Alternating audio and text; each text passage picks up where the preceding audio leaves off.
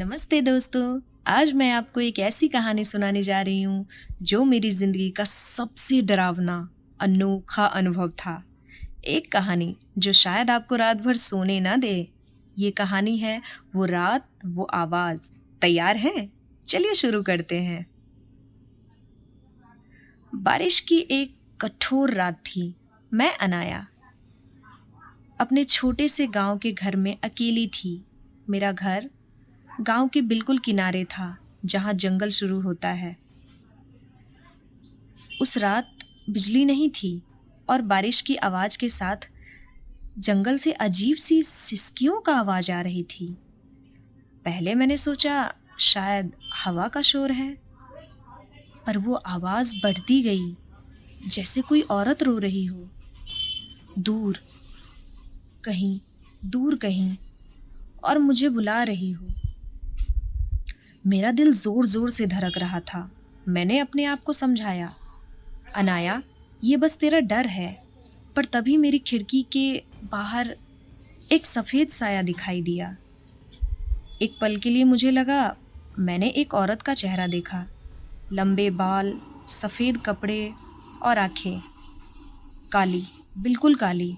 मैंने झट से खिड़की बंद की और अपना फ़ोन उठाया, पर सिग्नल नहीं था। घर में सिर्फ एक छोटी सी मोमबत्ती की रोशनी थी और उसकी लौ हर हवा के झोंके के साथ कांप रही थी। तभी घर के दरवाजे पर एक दस्तक हुई, धीमी पर साफ। ठक ठक ठक। मैंने चिल्लाकर पूछा, कौन है? कोई जवाब नहीं, पर दस्तक रुक नहीं रही थी। मैंने हिम्मत जुटा के दरवाज़ा खोला, पर वहाँ कोई नहीं था, सिर्फ बारिश की बूंदें और जंगल का अंधेरा। मैंने दरवाज़ा बंद कर दिया, पर तभी मेरी पीठ पे एक ठंडी हवा का झोंका लगा और एक आवाज़ धीमी सी मेरे कान के बिल्कुल पास, अनाया मदद करो। मेरा दिल जैसे रुक गया। ये आवाज़, ये मेरी माँ की आवाज़ थी। पर यह कैसे हो सकता था? मेरी माँ तो 2 साल पहले गुजर चुकी थी। मैंने अपने आप को छुपाने के लिए अलमारी के पीछे छुप गई, पर वो आवाज़ बार बार आती रही, अनाया मेरी बात सुनो। मैं रोने लगी। मैंने कहा, माँ अगर ये तुम हो तो मुझे डरा क्यों रही हो? तब वो आवाज़ बदली। वो अब रो नहीं रही थी। उसने कहा, अनाया मैं तुम्हें बचाने आई हूँ। जंगल में एक खतरा है, तो यहाँ सुरक्षित नहीं है। मैंने हिम्मत करके पूछा, कैसा खतरा? उसने कहा, वो जो तुझे बुला रही है वो इंसान नहीं है। उस जंगल में एक श्राप है। एक औरत जो 100 साल पहले मार दी गई थी, उसका आत्मा अब भी भटकता है। वो अकेली लड़कियों को अपना शिकार बनाती है। मैंने कहा, तो मैं क्या करूँ माँ? उसने कहा, सुबह होने तक घर से बाहर मत निकलना और मेरी पुरानी तस्वीर जो अलमारी में है उसे अपने पास रखो, वो तुझे बचा लेगी।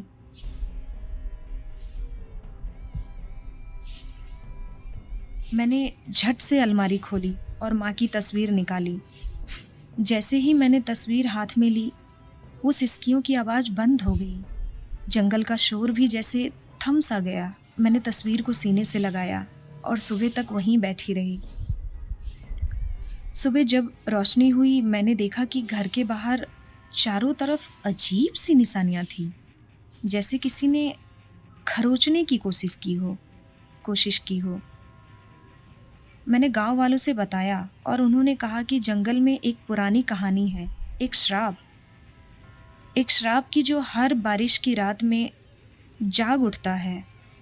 उस दिन के बाद मैंने अपना घर छोड़ दिया, पर वो रात, वो आवाज़ मैं कभी नहीं भूल सकती। दोस्तों, क्या आपको लगता है ये सिर्फ एक कहानी थी या सच में कुछ ऐसा हो सकता है? अपना विचार कमेंट में ज़रूर बताएं। और अगर आपको ये कहानी पसंद आई तो लाइक, शेयर और सब्सक्राइब करना ना भूलें। मिलते हैं एक नई कहानी के साथ। तब तक अपना ख्याल रखिए और रात में अकेले जंगल के पास मत जाइए।